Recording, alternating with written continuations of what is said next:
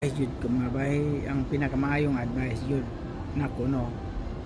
Ah, ang kasagaran mo sa Pilipino,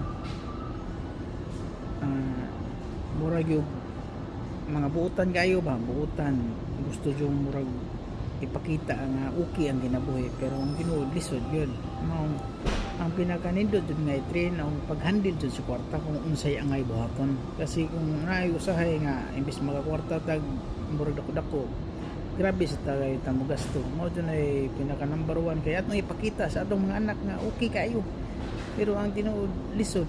Mas maayo pa nang makahibaw ang mga anak nga unsay tinuod, anak mag-control tag kwarta, anak dita kayo mo pa kuan magpasulabi kay lisod ang panahon, kailangan andaman. Kay kung example birthday sa imong anak, imong ihanda pag-ayo mo gasto kag dako-dako para sa birthday sa imong anak aron ipakita nga unsa ang gugma, mura mas maayo pa to ang imong birthday nga igasto imong i-invest tapos i-under sa name sa imong anak, mas maayo pa to kay for the future mo to pinaka-nindot nga birthday gift sa imong anak.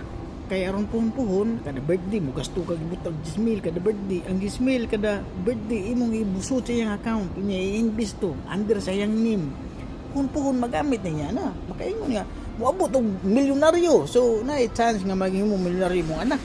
Ya di ba ito basta-basta gustoon si mong anak kami nung nais ako ba nga mahanag tigo man di ba? Pinakadabis yun na siya.